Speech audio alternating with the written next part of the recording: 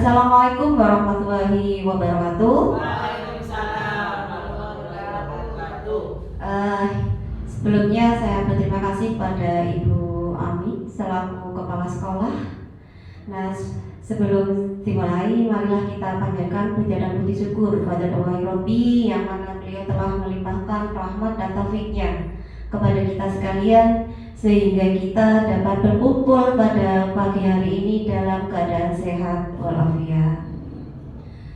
Baiklah Bapak Ibu, di sini saya ingin memberikan sosialisasi tentang aksi nyata modul 1.4 tentang budaya positif. Nah, di sini ada beberapa tahapan yang saya laksanakan. Yang pertama yaitu pembukaan, yang kedua arahan dari Kepala Sekolah Ibu Ami Trihasanah SPD MSI, yang kedua yaitu materi yang saya sampaikan sendiri, yang terakhir yaitu penutup. Nah, sekarang saya serahkan kepada Ibu Kepala Sekolah Ibu Ami Trihasanah untuk memberikan pengarahannya kepada kami dan Bapak Ibu Dewan Guru semuanya. Monggo silakan.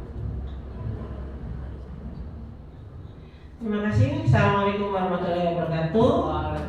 Syukur alhamdulillah kita bisa bertemu pagi ini dalam kondisi sehat ya. Suasana juga cerah. Kemudian hari ini ada pengibasan dari aksi nyata modul 1.4 yaitu budaya positif oleh CGP Angkatan 11 Bu Sunarmi dari SMP Negeri 1 Jatipuro. Bapak Ibu, disiplin positif ini salah satu modul di CGP yang juga menjadi salah satu bagian dari rapor pendidikan yang harus kita laksanakan. Karena di rapor pendidikan kita yang harus kita benahi adalah pada kualitas pembelajaran. Salah satunya adalah disiplin positif, yang kedua keteraturan kelas. Jadi Bapak Ibu yang memilih disiplin positif akan mendapatkan tambahan ilmu dari Bu Sunarmi. Alhamdulillah. Bapak Ibu, disiplin positif ini ada beberapa hal nanti yang akan perlu dicermati sehingga Bapak Ibu dapat menerapkannya di kelas. Mudah-mudahan tambahan ilmu ini dapat Bapak Ibu terapkan di kelas sehingga apa yang menjadi amanat dari rapor pendidikan kita dapat terlaksana dengan baik. Saya rasa itu supaya acara ini berjalan dengan lancar, mudah-mudahan bermanfaat. Monggo dilanjutkan. Terima kasih. Assalamualaikum warahmatullahi wabarakatuh. Terima kasih kepada Ibu Kepala Sekolah telah memberi motivasinya kepada kami selaku JGP Guru Penggerak Angkatan 11 Kabupaten Lumajang beserta Bapak Ibu Guru yang kami hormati. Nah, sekarang saya ingin memberikan beberapa materi tentang budaya positif yang telah kami buat. Di sini ada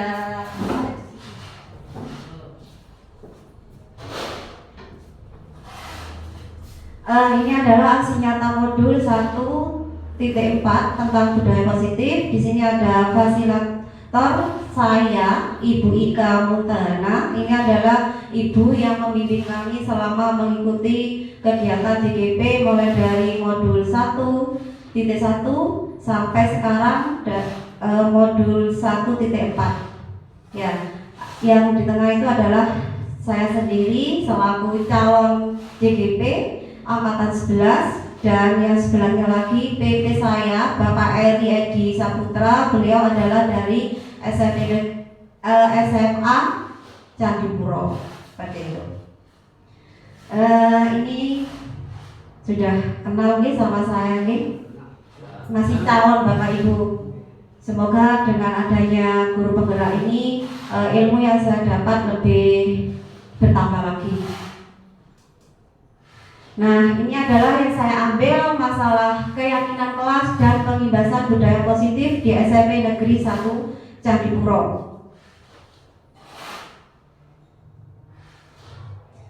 Nah, latar belakang yang kami ambil di sini ada kebudayaan asing yang masuk tanpa filter dan seringkali ditiru murid secara langsung adalah salah satu dampak yang merugikan diri munculnya kemajuan tentang teknologi yang semakin pesat. Akibatnya karakter murid menjadi negatif. Akibatnya pengaruh tersebut menanamkan kembali nilai-nilai karakter melalui penerapan budaya positif di sekolah, merupakan salah satu upaya untuk mengatasi masalah ini. Nah, ini kan kembali itu kan saya mengambil budaya positif ini ya karena di sekolah kita itu sudah dilaksanakan tentang budaya positif mulai dari apa namanya? Yang pertama kita di depan gerbang menyambut anak-anak itu juga termasuk budaya positif seperti itu. Kemudian selanjutnya dalam menciptakan budaya positif di sini diperlukan beberapa kolaborasi. Kolaborasinya antara lain kita sebagai guru, kemudian kepala sekolah, rekan sejawat. Nah yang nggak lupa pula itu ada pihak dari orang tua. Kemarin kita kan sudah telah melaksanakan kegiatan ini dengan orang tua mulai dari kelas 7, kelas 8 dan kelas 9. Nah, kepala sekolah, rekan sejawat dan tentunya dengan murid itu sendiri. Nah, yang lebih penting itu kita juga berkolaborasi dengan peserta didik. Dengan diterapkan murid akan memiliki karakter yang kuat sesuai dengan nilai-nilai kebijakan telah tercermin dalam profil belajar Pancasila. Nah, ini adalah tujuannya. Tujuan yang saya ambil Bapak Ibu ada 2 tujuannya ya. Yang pertama yaitu memfasilitasi murid agar dapat menyampaikan aspirasinya serta melaksanakan keyakinan yang telah disepakati atas kesadaran dirinya dengan penuh rasa tanggung jawab. Jadi keyakinan kelas itu kan sudah ada di sekolah kita, mulai per kelas sudah kita laksanakan seperti itu. Yang kedua, mewujudkan murid yang memiliki karakter positif sesuai dengan profil belajar Pancasila. Oke, lanjut. Nah, ada tolak ukur yang kami ambil juga ada dua macam. Yang pertama, murid dapat menjalankan keyakinan yang telah disepakati penuh dengan tanggung jawab dan kesadaran diri. Jadi keyakinan kelas itu adalah tergantung kepada peserta didiknya apa yang mau diambil. Yang kedua, terwujudnya kebiasaan yang baik sehingga tercermin sikap karakter profil belajar Pancasila dalam diri murid. Contohnya profil Pancasila yang sering diterapkan oleh murid yang berkaitan dengan karakter. Misalkan yang pertama, bertakwa kepada Tuhan Yang Maha Esa. Di sekolah kita kan sudah diterapkan. Contohnya misalkan berdoa bersama-sama. Yang kedua misalkan sholat berjamaah yang diikuti oleh semua dewan guru dan peserta didik. Kemudian selanjutnya karakter selanjutnya yang berkaitan dengan profil Pancasila nomor 1, misalkan setiap hari Jumat itu ada Jumat religi, ya kita itu melaksanakan sholat duha dan membacakan istighosah bersama seperti itu. Ini ada eliminasi tindakan yang kami ambil ada 5. Yang nomor 1 berkoordinasi dengan kepala sekolah. Tentunya kita itu kalau ada apa-apa harus berkoordinasi dengan kepala sekolah dulu. Tentang pentingnya penanaman budaya positif di sekolah serta meminta izin untuk melakukan pengimbasan kepada rekan sejawat. Yang kedua, membuat kesepakatan atau keyakinan kelas bersama semua warga sekolah. Jadi kalau disiplin positif itu kita laksanakan bersama warga sekolah, sedangkan kalau keyakinan kelas itu kita lakukan di mana? Di kelasnya masing-masing. Yang nomor 3, melakukan kegiatan pengimbasan kepada rekan sejawat. Nah ini yang nomor 3 ini yang sekarang saya lakukan kepada Bapak Ibu semuanya. Yang nomor 4, berkoordinasi dan kolaborasi dengan teman sejawat untuk membuat keyakinan yang dibuat di kelasnya masing-masing. Itu kalau di sekolah kita kan tergantung kepada wali kelasnya dan peserta didik. Yang kelima, memantau, merefleksi dan mengevaluasi kesepakatan kelas yang telah dibuat dan disepakati. Jadi setelah kita membuat kesepakatan kelas, misalkan kesepakatan kelas tersebut ada 10, kita berikan pada anak-anak kira-kira yang mau diambil itu dari 10 itu yang penting itu yang mana, seperti itu. Oke. Dukungan. Di sini ada 3 dukungan. Dukungan yang pertama yaitu dukungan dari kepala sekolah, rekan sejawat, dan murid agar rencana tindakan yang telah disusun dapat dilaksanakan dengan baik, yang dinamakan dengan kolaborasi. Kayak saya dengan Bapak Ibu Dewan Guru ini adalah kolaborasi saya nih. Bagaimana dengan pembahasan yang saya terapkan pada Bapak Ibu Guru ini, mungkin nanti ada tambahan seperti itu. Yang nomor 2, kelengkapan sarana dan prasarana untuk menumbuhkan budaya positif di sekolah. Misalkan kayak memanfaatkan kekuatan sarana dan prasarana yang ada di sekolah. Prasarana contohnya saya ini memakai LCD, ini kan juga termasuk prasarana yang ada di sekolah kita. Yang nomor 3, dukungan dari orang tua dalam melakukan pembiasaan budaya positif di rumah. Jadi Bapak Ibu, budaya positif itu bukan dilaksanakan di sekolah saja, di rumah juga dilaksanakan kebudayaan positif seperti itu. Nah, ini adalah disiplin positif. Saya ambil 3. Yang pertama, cara menerapkan disiplin positif yang mengajarkan anak bertanggung jawab dan menumbuhkan kesadaran diri berdasarkan nilai-nilai kebajikan. Yang kedua, lebih ke arah disiplin diri yang dapat mengontrol diri dalam melakukan segala tindakan. Yang nomor 3, dapat membuat murid memahami dan menyadari berdasarkan motivasi internal, bukan akibat paksaan, ujian, atau hukuman. Jadi kita itu membuat keyakinan kelas itu tidak boleh memaksa kepada anak-anak, itu dari diri anak itu sendiri. Ini ada motivasi perilaku manusia, ada 3. Yang pertama, untuk menghindari ketidaknyamanan atau hukuman. Yang kedua, untuk mendapatkan imbalan atau penghargaan dari orang lain. Yang ketiga, untuk menjadi orang yang merasa inginkan dan menghargai diri sendiri dengan nilai yang mereka percaya. Kalau motivasi internal di sini ada 2. Yang pertama, untuk menjadi orang yang mereka inginkan dan menghargai diri sendiri dengan nilai-nilai yang mereka percaya. Yang kedua, menghindari hukuman dan pemberian penghargaan. Jadi kalau berkaitan dengan disiplin positif itu, kita itu tidak boleh memberi penghargaan yang anak-anak misalnya kalau saya juara saya kasih penghargaan apa itu, aslinya tidak boleh seperti itu. Ini di sini kan hindari hukuman dan pemberian penghargaan berlebihan agar meminimalisir motivasi eksternal dalam diri murid. Posisi kontrol seorang guru itu ada 5 Bapak Ibu. Yang pertama ada penghukum. Yang kedua itu ada pembuatan merasa bersalah. Yang ketiga ada teman. Terus yang keempat ada pemantau. Yang terakhir ini adalah sebagai manajer. Nah, ini adalah yang saya ambil adalah manajernya. Oke. Guru itu berbuat sesuatu bersama murid, kemudian mempersilahkan murid bertanggung jawab perilakunya dan mendukung murid agar dapat menemukan solusi atas masalahnya sendiri. Jadi kita itu memberi kesempatan kepada murid tersebut.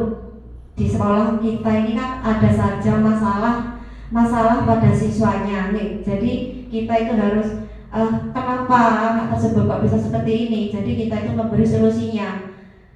Biasanya anak itu kan ada bermasalah dengan keluarganya, ada masalah dengan temannya seperti itu. Jadi kita harus memberi solusi pada anak tersebut. Bagaimana caranya agar permasalahan tersebut tidak sampai kita bawa ke rumahnya masing-masing. Seperti itu. Yang kedua, posisi manajer yang kedua ini mengacu pada restitusi yang dapat menjadikan murid sebagai manajer bagi dirinya sendiri sehingga tercipta identitas positif atau berhasil pada diri murid. Ini adalah posisi kontrol seorang guru. Nah, ini adalah keyakinan kelas Bapak Ibu, keyakinan kelas yang kita buat mulai tahun ajaran baru. Yang pertama itu kita itu berperan, guru itu berperan dalam mewujudkan terbentuknya keyakinan sekolah atau kelas dengan adanya kesepakatan antara guru dan murid. Itu kan pasti ya. Kita misalkan kita memberi kalau di dalam contohnya seperti ini, kalau di dalam kelas itu dilarang makan, misalkan gurunya ngomong seperti itu, nanti kita serahkan pada anak-anak. Kira-kira mau enggak kalau di kelas kita itu kalau dalam pelaksanaan pelajaran dimulai itu dilarang makan seperti itu. Itu di kelas saya sendiri ternyata anak-anak ada yang setuju semuanya, tapi kadang ya ada yang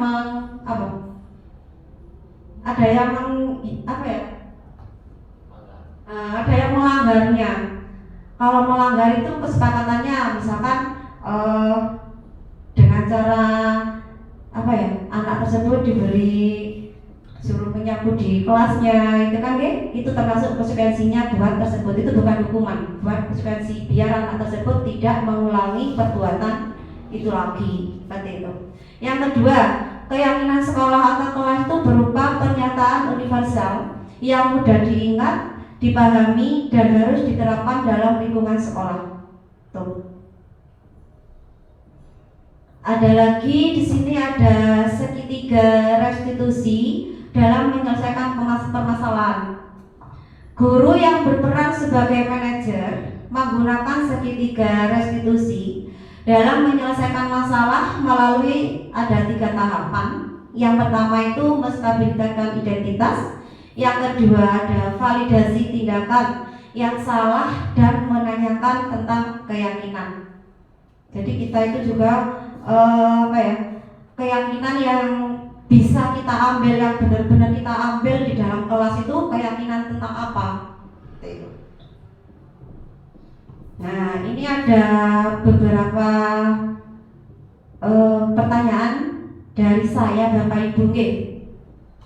Di sini pertanyaannya tentang keyakinan kelas atau kebajikan. Misalkan yang pertama, dilarang melakukan kekerasan, seperti itu. Yang kedua, dilarang menggunakan narkoba. Yang ketiga, bergantian atau menggulirkan. Yang keempat, dilarang merokok. Yang kelima, gunakan masker. Yang keempat, berjalan di kelas.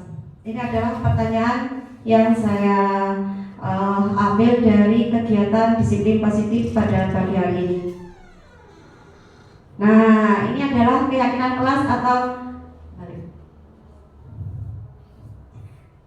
misalkan sekarang saya tanya pada Pak Kotikin selaku guru BK, saya ambil yang nomor 1. Ini kan juga kadang di sekolah kita itu kejadian hal-hal seperti ini Bapak Kotikin ya. Dilarang melakukan kekerasan. Kira-kira itu ini masuk apa? Dilarang melakukan Kekerasan.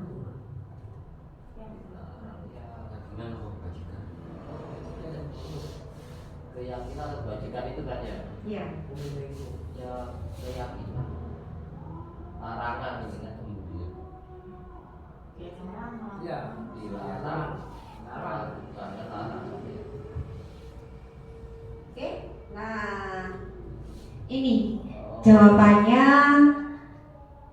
dilarang melakukan kekerasan itu menurut saya itu adalah keamanan, berarti saling menghormati. Intinya kita itu tidak boleh membuat kekerasan.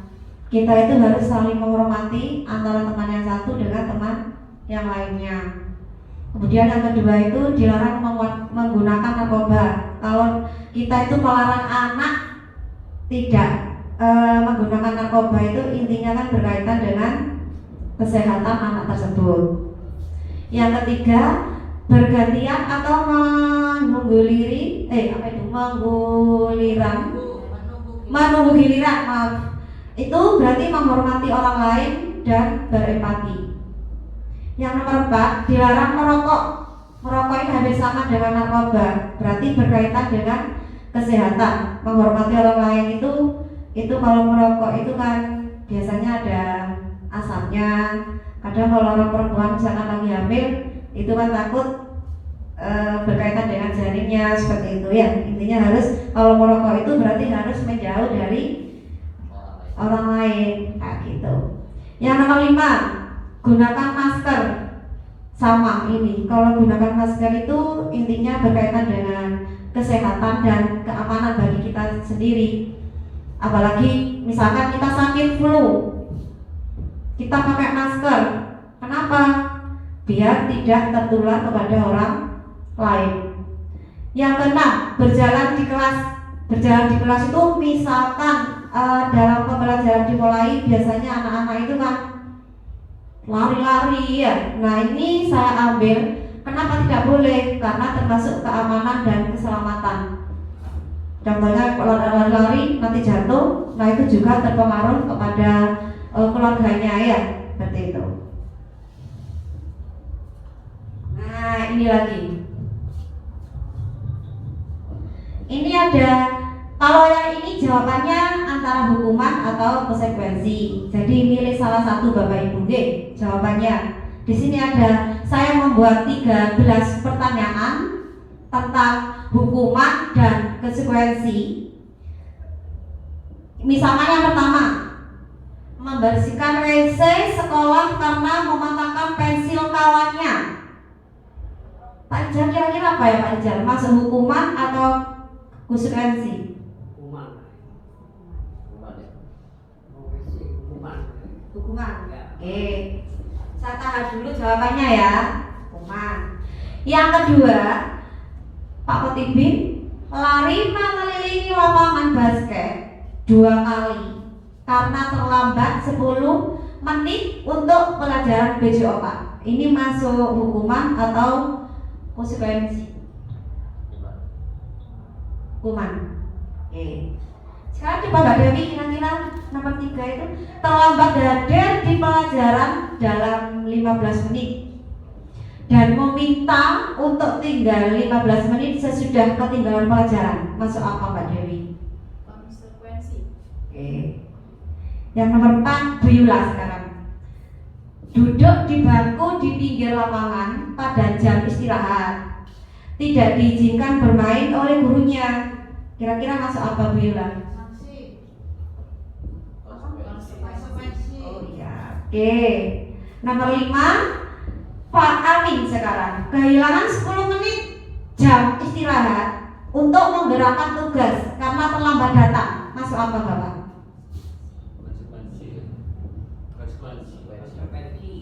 Oke. Sekarang yang nomor 6, Ibu Mei. Membersihkan tumpahan air di meja tulis karena tersenggol pada saat pelajaran. Kira-kira masuk apa Bu Mei? Konsekuensi. Oke. Nanti jawaban Bapak Ibu ini saya gabungkan dengan jawaban saya. Kira-kira betul apa tidak? Nih. Yang nomor 7.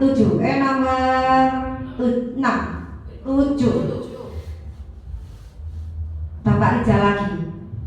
Berdiri di depan kelas sambil mengangkat kaki 1. Misalkan di kelas saya ada anak tidak melakukan PR, kemudian saya menyuruh berdiri di depan kelas sambil mengangkat kaki 1 karena tidak bisa menjawab pertanyaan dari saya. Kira-kira masuk apa Bapak Rijal? Hukuman. Oke. Yang nomor 8. Bapak Amin sekarang. Murid diminta bertelanjang kaki sepanjang hari karena tidak menggunakan sepatu warna hitam. Ini masuk apa? Bapak Amin. Hukuman. Oke. Nomor 9, Bapak Kotibin. Berjemur di lapangan basket pukul 12 siang karena mengobrol dengan temannya. Kira-kira masuk apa Bapak Kotibin? Hukuman. Oke. Yang nomor 11, Ibu Yula.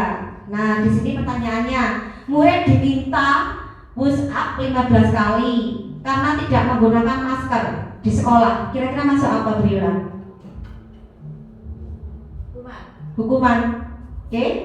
Ibu Mei misalkan, di sini ada yang nomor 12, membersihkan coretan yang dibuat di meja tulis. Masuk apa? Konsekuensi. Oke. Ibu Dewi yang terakhir ini ya, pertanyaan yang terakhir. Mencatat 1000 kali di dalam buku kalimat. Kalimatnya seperti ini. Saya tidak akan terlambat lagi. Kira-kira masuk di apa? Konsekuensi. Oke, nah itu adalah jawaban dari Bapak Ibu, hukuman atau konsekuensi. Sekarang saya cocokkan dengan pertanyaan jawaban saya. Oke, nah ini jawaban saya. Yang pertama betul, berarti membersihkan WC sekolah karena mematahkan pensil kawannya itu termasuk hukuman. Oke, berarti yang masuk hukuman itu nomor 1, kemudian nomor berapa itu? 7, oke, nomor 8, nomor 9, nomor 11. Nah itu termasuk hukuman. Kalau yang masuk konsekuensinya itu berarti nomor 2, nomor 3, nomor 4, nomor 5, nomor 6, kemudian yang terakhir yaitu nomor 13. Oke. Jadi intinya Bapak Ibu, hukuman dan sanksi itu tidak sama kalau kita menghukum kepada siswa itu sendiri. Mungkin dari pertanyaan ini ada yang ditanyakan dari Bapak Ibu semuanya.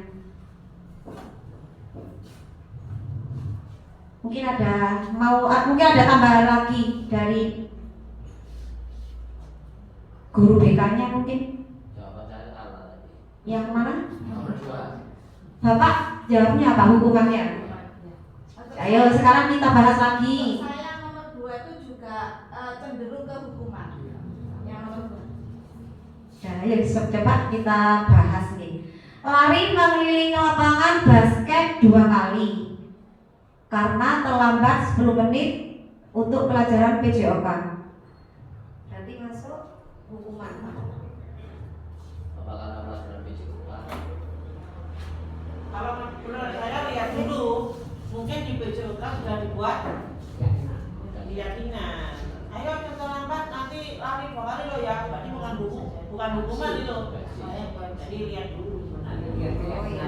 Jadi intinya itu kita melihat keyakinan dulu nih. Keyakinan kelasnya bagaimana? Tuh, berarti kalau versi saya itu masuk sanksi. Seperti itu. Mungkin ada lagi? Sanksi atau konsekuensi? Iya. Ada lagi Bapak Ibu? Mungkin ada tambahan. Misalkan di kelas Bapak Ibu kan semuanya sudah ngajar mulai dari semester ganjil. Mungkin ada anak-anak di kelas itu yang Bapak Ibu suruh gini, misalnya seperti itu contohnya. Mungkin ada contoh dari Bapak Kotibin. Selama di BK itu anak-anak ada nggak yang berkaitan dengan yang saya buat ini Bapak? Kayaknya hampir semua guru makro juga sudah membuat keyakinan sekolah. Keyakinan kelas.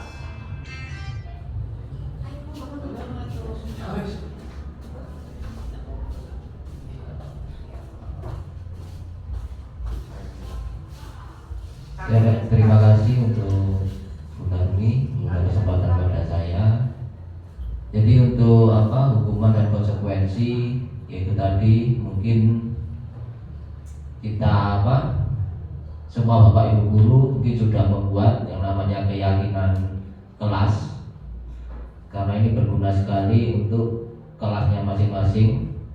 Dan mungkin juga ada yang keyakinan mapel juga, karena juga ini menentukan bagaimana kedepannya anak-anak untuk bersikap lebih disiplin lagi. Dari ke-13 contoh yang sudah diberikan, mungkin beberapa sudah saya ambil di sini. Misalnya telat hadir di pelajaran, yaitu harus tinggal 15 menit atau berdiri menunggu di depan kelas. Nanti sudah saya kalau sudah 15 menit baru boleh kembali lagi ke kelas. Ya, itu biasanya juga saya ambil itu. Ya, apalagi mungkin? Terus apa lagi ya?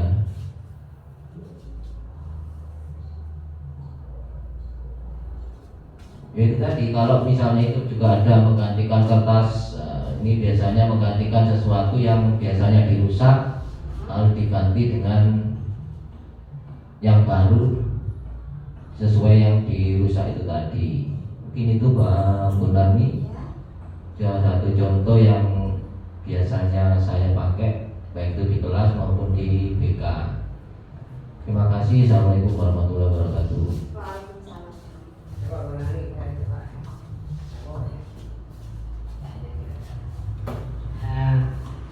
Tadi itu di sini kan tentang hukum dan atau konsekuensi ya. Kalau di atau itu kan bisa diartikan sama juga bisa tidak. Di sini dalam hukuman ya, hukuman itu kalau hukuman biasanya kan tidak ada namanya keyakinan kelas ya.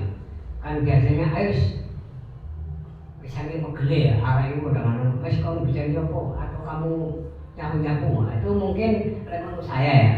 Nah, konsekuensi dan sanksi itu memang sudah masuk keyakinan apa itu. Nah, hukuman kan saking apa tidak masuk dalam keyakinan kayak gitu, saya pegel wong loh gitu ya.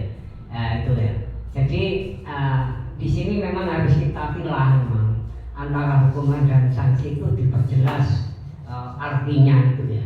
Jadi intinya kesimpulan saya berarti keyakinan itu artinya itu menjurus ke sanksi ya, kayak misalkan lari itu di PJOK itu masuk ini orang keyakinan, nah itu kan bisa saja telat terlambat dan sebagainya. Kalau hukuman WC dan sebagainya itu saya kira jarang orang membuat keyakinan misalnya WC enggak. Nah, itu secara umum biasanya di BK biasanya itu kan yang keyakinannya secara umum di konseling misalnya gitu. Iya. Itu mungkin tambahan dari saya. Makasih.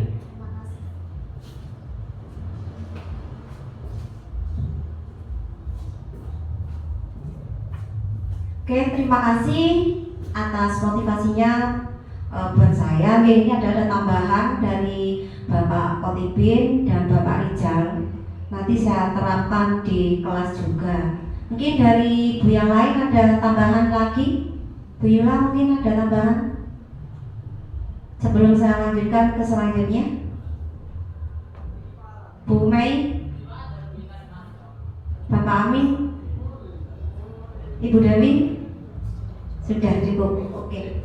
Oh ya, silakan. Nah di situ kan tertulis hukuman atau konsekuensi ya. Ya. Nah itu di setiap pernyataan itu sanksi atau konsekuensi. Kalau menurut saya ini alangkah baiknya itu tidak usah ditulis sanksinya, mending konsekuensi saja. Oh ya ya. Karena kalau sanksi ini sudah ya Pak, mengarahnya itu ke hukuman kalau sanksi. Jadi konsekuensi saja. Jadi hilangi itu sanksinya. Ya. Mungkin itu. Itu Bu Narmi, makasih. Ya.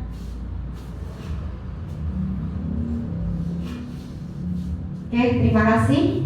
Jadi intinya sanksi itu dihilangi, kita ambil konsekuensinya saja. Oke. Kalau nggak ada pertanyaan, saya lanjutkan ke materi selanjutnya, Bapak Ibu. Sudah. Ini adalah praktek membuat keyakinan kelas yang saya buat. Bukan saya saja, Bapak Ibu semuanya kan sudah juga ikut membuat tentang keyakinan kelas. Rata-rata keyakinan kelas itu setelah saya masuk di kelasnya masing-masing hampir semuanya sama, ada kesamaan. Kalau saya itu juga ada selain saya wali kelas membuat keyakinan kelas, saya juga membuat kesepakatan guru mapel. Buat guru mapel itu juga sama, karena kalau guru mapel itu dan yang kita bagi keyakinan kelas di kelasnya masing-masing itu kan beda. Tuh, kalau saya tuh cenderung kalau guru mapel itu yang berkaitan dengan misalkan saya mengajar itu nggak boleh anak itu ngomong sendiri, itu juga saya buat keyakinan seperti itu. Karena kalau kita tidak membuat seperti itu tuh pasti ada anak kalau kita nerangkan ngobrol sendiri, banyak seperti itu. Bagaimana caranya? Nah, saya bilang ke anak-anak kita itu harus menghormati orang lain. Kalau ada orang ngomong itu, usahakan kalian tuh diem, harus mendengarkan. Karena ada waktunya bicara itu kan nanti kan ada sendiri. Itu yang saya ambil di guru mapel saya. Kemudian yang kedua itu mengerjakan tugas tepat waktu. Tuh, saya sudah membuat seperti itu, tapi namanya anak pastilah ada yang namanya tugas 1 jam pada soal 5 itu kan nggak selesai. Padahal kalau PPKN itu kan menalar ya Bu Yulangi, menalar dari pikiran sendiri, itu pun kadang anak-anak itu masih terlambat. Jangankan tugas, PR kadang PR minggu yang lalu, kemudian kita pertemuan selanjutnya ada yang tidak mengerjakan, tapi tidak semuanya, cuman ada beberapa siswa seperti itu. Mungkin ada yang tanyakan lagi Bapak Ibu sebelum saya tutup pertemuan kita pada pagi hari ini. Mungkin ada yang tanyakan? Sudah paham ya? Sudah. Bapak Ibu kan sudah melaksanakan ini semuanya, sudah diterapkan. Misalkan budaya positif itu sudah kita laksanakan kemarin. Sosialisasi tentang budaya positif antara BK, guru, kemudian wali murid juga kemarin kan sudah dikasih tahu sama BK-nya masing-masing dari BK kelas 7, kelas 8 dan kelas 9 bakal tiping tuh. Nah, kalau keyakinan kelas itu juga sama sudah kita membuatnya. Kebetulan di sini juga ada beberapa wali kelas, misalkan Bu Yula sama Bu Dewi, wali kelas sudah membuat kesepakatan kelas, Bu. Itu. Kalau nggak ada pertanyaan, sebelum saya akhiri, saya berterima kasih kepada Bapak Ibu semuanya yang telah menghadiri kegiatan saya, dalam membuat aksi nyata tentang disiplin positif yang terdapat pada modul 1.4 ini. Alhamdulillah ada tanggapan dari Bapak Ibu semuanya. Saya ambil positifnya, insya Allah nanti saya terapkan lagi di kelas saya, terutama di kelas 9D, terapkan pada anak-anak semuanya. Saya akhiri, wassalamualaikum warahmatullahi wabarakatuh.